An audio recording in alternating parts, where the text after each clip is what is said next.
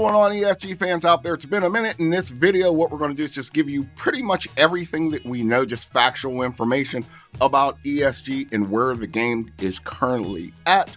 About 2 to 3 weeks, actually 2 weeks ago, they wrapped up beta testing, closed beta testing for the PC.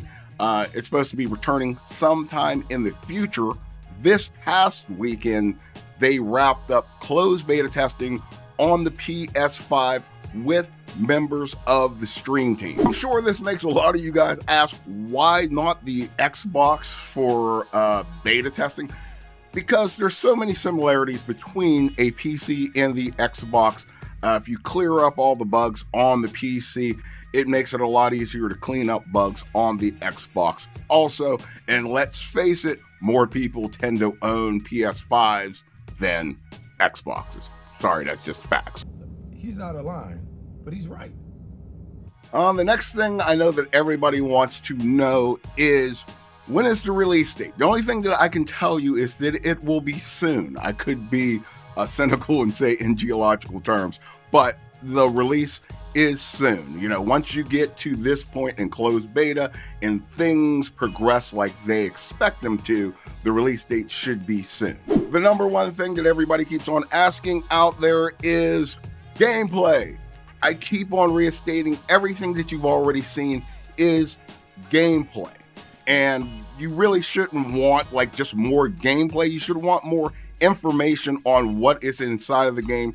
EA does that every single year. They give you all kinds of gameplay. They give you more gameplay that you can shake a stick at. But guess what? At the end of the day, the game's still shit because they're not giving you the information on what is exactly in the game. They're giving you pretty pictures. Everybody out there is asking, what is taking so long to get this game out the door? Let me put it to you like this.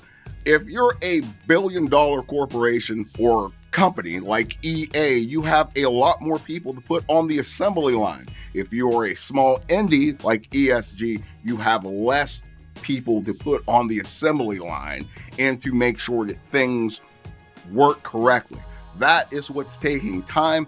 This project started way back, and I do believe like 2018, 2019. So you've had the pandemic, which probably set them off course for at least a year. And probably it took until about probably 2021, late 2021, 2022, before they were able to get this game back on track. That is what is taking so long, but the wait's almost over. They have slowly been ramping up the game. At first, it was 4 versus 4, and you could also play 1v1. Boring. Then they ramped it up to where it was a total 7 versus 7. That's where they ended on the last PC closed beta. And I do believe that they are repeating that same exact process on the PS5. So in this past closed beta, it was 4 versus 4. And I would imagine if it follows the same trend, the next one for the stream team and actual applicants, and I will put a link in this video so you can apply for the closed beta on the PS5, which should be 7 versus 7. And with the version that was on the PS5, I don't own a PS5. That is why I was not in this last beta, which killed me. But they found, some things that they needed to, the kinks that they needed to work out. There was also some other things that they added to the game. So they are in the process of fixing that. So for the next batch of people that they will accept into the closed beta, you will get an updated version over that which the PC crowd played. And as always, EA's lurking. My boy Gedden put out a video about how EA is looking at implementing open world type stuff into their piece of shit. Well, I'm sorry, their game. But that's what EA does. They wait until the moment is passed and then they try to play catch up. I think that we're finally at that point in the sports gaming market to where people are sort of played out on EA.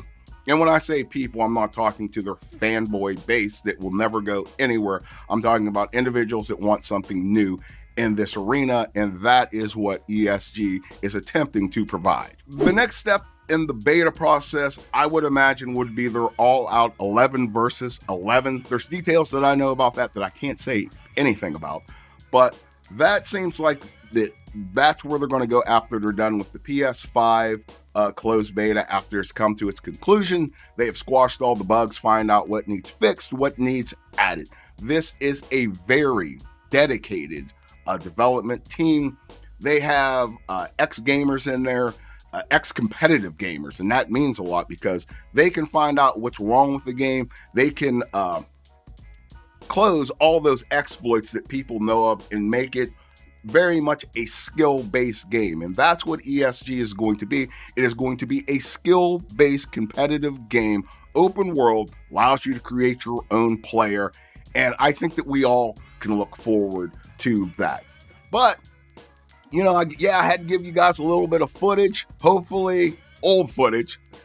Hopefully we'll have some new footage in the upcoming couple of months that we'll be able to show to all you guys that are clamoring for it, which I don't understand. I take info over pictures.